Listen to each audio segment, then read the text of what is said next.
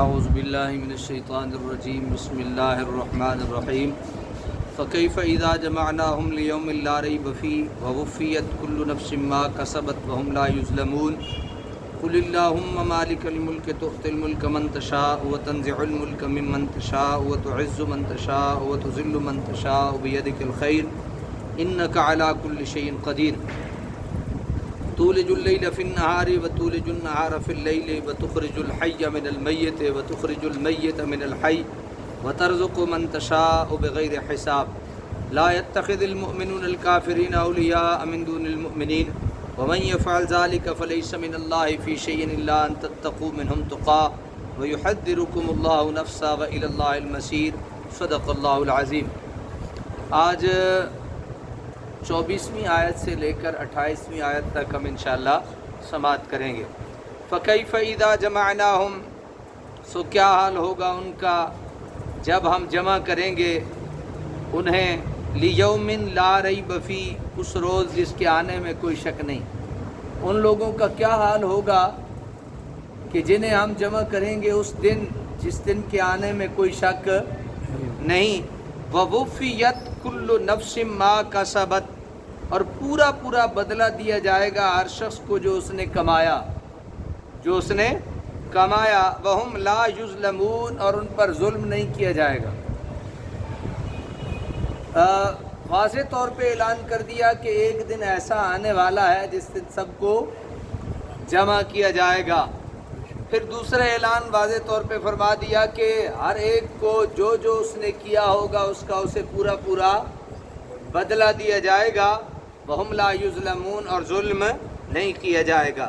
قُلِ اللَّهُمَّ مَالِكَ الْمُلْكِ تُؤْتِي الْمُلْكَ مَن تَشَاءُ وَتَنزِعُ الْمُلْكَ مِمَّن تَشَاءُ، اے حبیب یوں عرض کرو، اے مالک، اے اللہ سب ملکوں کے مالک، تو بخش دیتا ہے ملک جسے چاہتا ہے اور چھین لیتا ہے ملک جسے چاہتا ہے۔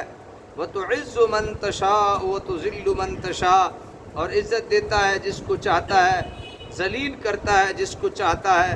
بِیَدِکَ الْخَیْرُ، تیرے ہی ہاتھ میں ہے ساری بھلائی۔ اِنَّکَ عَلیٰ کُلِّ شَیْءٍ قدیر، بے شک تو ہر چیز پر قادر ہے۔ یعنی پہلے یہ ذکر کیا کہ بادشاہی یا ملک جسے چاہتا ہے اللہ دیتا ہے، جسے چاہتا ہے نہیں دیتا، جسے چاہتا ہے عزت دیتا ہے، جسے چاہتا ہے نہیں دیتا۔ اور آخر میں کھلے لفظوں ارشاد فرما دیا، انک علی کل شیء قدیر، اللہ ہر چیز پر کیا ہے؟ قادر ہے۔ اگر اس زمانے میں کوئی عزتوں کے تاج پہ بیٹھا ہے تو اسے اللہ نے عزت دی ہے، اور جو بے عزت ہے تو اس کا بھی معاملہ اللہ کے ہاتھ میں ہے۔ اسی طرح کوئی بہت بڑی کوٹھیوں اور بہت بڑے محلات کا مالک ہے تو اس کا بھی دینے والا اللہ ہے، اور اگر کوئی جھونپڑی میں رہتا ہے تو اس کا دینے والا بھی اللہ ہے۔ اور واضح طور پہ اعلان کر دیا، علی کل شیء قدیر، بے شک تمہارا رب ہر چیز پر کیا ہے؟ قادر ہے۔ تولج اللیل فی النہار، تو داخل کرتا ہے رات کا حصہ دن میں، وتولج النہار فی اللیل، اور داخل کرتا ہے تو دن کا حصہ رات میں، وتخرج الحی من المیت، اور نکالتا ہے تو زندہ کو مردہ سے، وتخرج المیت من الحی، اور نکالتا ہے مردہ کو زندہ سے، وترزق من تشاء بغیر حساب، اور رزق دیتا ہے جسے چاہتا ہے بے حساب۔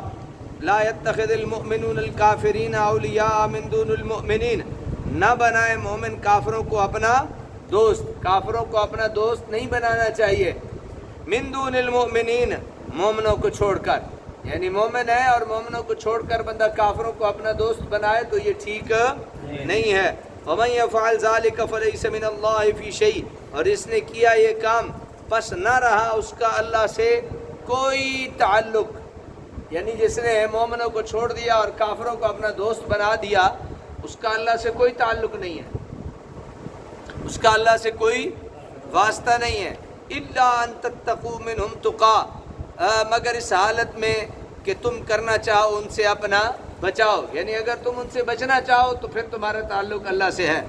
وَيُحَذِّرُكُمُ اللَّهُ نَفْسَهُ، اور ڈراتا ہے تمہیں اللہ تعالیٰ اپنی ذات سے یعنی غضب سے۔ وَإِلَى اللَّهِ الْمَصِيرُ، اور اللہ تعالیٰ کی طرف سب نے لوٹ کر جانا ہے۔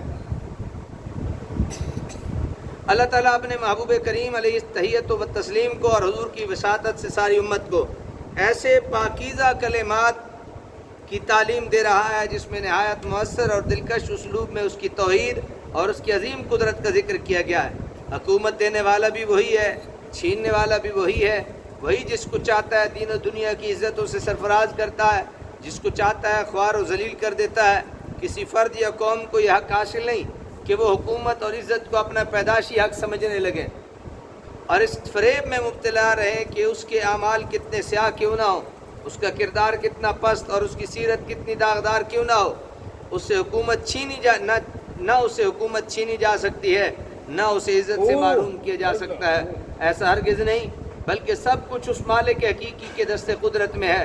وہ رب قدیر جس کی شان سمدیت، جب کسی شان سمدیت و قدوسیت اور جس کی صفت علم و حکمت کے ساتھ رحمت و عدل کی ساری قدریں قائم اور باقی ہیں، اس کی سنت یہ ہے کہ وہ جب کسی فرد یا قوم میں رحمت و عدل کے تقاضے پورے کرنے کی صلاحیت دیکھتا ہے تو اسے حکومت و عزت سے سرفراز فرما دیتا ہے، اور جو فرد یا قوم اپنے عمل سے اپنے آپ کو اس نعمت کا نائل ثابت کر دیتی ہے تو اسے ذلت و خواری کے گڑھے میں پھینک دیا جاتا ہے۔ اس آیت میں بنی اسرائیل کی لافزنیوں کا رد بھی کر دیا اور یہ بھی صاف صاف بتا دیا کہ ان کی مسلسل نافرمانیوں کے باعث عزت و کرامت کا تاج ان سے چھین کر اب عرب کے بادہ نشینیوں کے سر پر رکھ دیا جائے گا جنہوں نے سچے دل سے اسلام کی تعلیمات کو قبول کیا ہے۔ اس آیت میں اللہ تعالیٰ کی قدرت کاملہ کے دو اور ثبوت بیان فرمائے۔ ان آیات کے ضمن میں علامہ قرطبی لکھتے ہیں کہ حضرت معاذ بن جبل رضی اللہ تعالیٰ نے فرمایا ایک دفعہ نماز جمعہ میں شریک نہ ہو سکا، حضور صلی اللہ علیہ وسلم نے وجہ دریافت فرمائی تو میں نے گزارش کی کہ میں نے یوحنا بن باریہ یہودی کا کچھ قرض دینا تھا، وہ میرے دروازے پر تاڑ لگائے بیٹھا تھا کہ میں باہر نکلوں اور وہ مجھے اپنی حراست میں لے لے اور حضور کی خدمت میں حاضر ہونے سے روک دے، اس لیے میں باہر نہ نکل سکا اور نماز جمعہ سے شرکت سے محروم رہا۔ حضور اکرم صلی اللہ علیہ وسلم فرمایا اے معاذ کیا تم پسند کرتے ہو اللہ تمہارا قرض ادا فرما دے؟ کیا تم یہ پسند کرتے ہو اللہ تمہارا قرض ادا فرما دے؟ میں نے عرض کی یا رسول اللہ ہاں۔ تو حضور نے فرمایا ہر روز یہ پڑھا کرو، یعنی اگر کوئی قرض میں مبتلا ہو تو اس کا قرض اتارنے کے لیے بڑی خوبصورت بات یہ ارشاد فرمائی حضرت معاذ بن جبل رضی اللہ تعالیٰ عنہ کو کہ تم یہ چاہتے ہو کہ اللہ تمہارا قرض اتار دے؟ وہ تو چھپ کے بیٹھ گیا نا، جمعے پہ نہیں آئے تو رسول اللہ نے پوچھا نہیں آئے، کہا جی میں نے فلاں جو یوحنا ہے اس کا قرض دینا تھا تو میں چھپ گیا، کہیں ایسا نہ ہو مجھے پکڑ نہ لے اور میں آپ تک پہنچ نہ سکوں، تو اس لیے میرے آقا صلی اللہ علیہ وسلم آیا اے معاذ کیا تم یہ چاہتے ہو کہ تمہارا قرض کون ادا کرے؟ اللہ ادا کرے، یعنی اللہ سبب پیدا کر دے۔ تو عرض کیا جی یا رسول اللہ، فرمایا یہ آیت پڑھا کرو قل اللہم مالک الملک تؤتی الملک من تشاء، یہ بغیر حساب تک یہ دو آیتیں بنتی ہیں، یہ پڑھے رحمان الدنیا والآخرہ ورحیمہا تؤتی منہما من تشاء وتمنع منہما من تشاء اقض عنی دینی۔ یہ میں جو ہمارا درس قرآن کا روم ہے اس میں یہ دعا پوری سینڈ بھی کر دوں گا۔ اگر تجھ پر زمین کے برابر سونا قرض ہوگا تو اللہ تعالیٰ ادا فرما دے گا۔ سبحان اللہ۔ اگر تجھ پر کس کے برابر قرض ہوگا؟ زمین کے برابر بھی کر۔ ایک بات عرض کروں، کوئی بھی وظیفہ پڑھتے وقت دو نیتیں کر لینی چاہیے۔ ایک نیت یہ کر لینی چاہیے کہ یہ جو میں وظیفہ پڑھ رہا ہوں اس سے مجھے اللہ قرب عطا کرے، اپنا کیا عطا کرے؟ قرب عطا کرے۔ یہ آپ کو کوئی نہیں بتائے گا، یہ بتا دیں گے آپ کا کاروبار نہیں ہے تو آپ یہ وظیفہ پڑھو، آپ بیمار ہو تو یہ پڑھو، آپ کرو یہ، لیکن یہ کوئی نہیں آپ کو بتائے گا۔ اس لیے عرض کر رہا ہوں یہ غنیمت سمجھا کریں، کوئی بھی قرآن کی آیت ہو، کوئی بھی وظیفہ ہو، کوئی بھی حدیث ہو تو وہ پڑھتے وقت یہ نیت کر لیں پہلے کہ اللہ مجھے اس کے ذریعے سے اپنا قرب عطا فرما۔ دوسری، جب وہ پڑھا کریں تو عاجز ہو کے پڑھا کریں، مسکین بن کے پڑھا کریں، عاجزی میں پڑھا کریں تو اللہ اور پھر وہ پڑھنے کے بعد، وہ وظیفہ پڑھنے کے بعد عاجزی سے اللہ سے دعا بھی مانگا کریں۔ یہ طریقہ ہے۔ یہ کیا ہے؟ کوئی بھی وظیفہ پڑھیں قرب کی نیت سے پڑھیں، عاجزی سے پڑھیں، اور وہ پڑھنے کے بعد انتہائی عاجزی اور انکساری کے ساتھ اپنے رب کریم کے حضور یہ دعا مانگیں اللہ تبارک و تعالی اس بندے کے لیے آسانیاں پیدا فرما دیتا ہے۔ یہ آیت وہ ستون ہے جس پر اسلامی حکومت کی خارجہ پالیسی کا دار و مدار ہے۔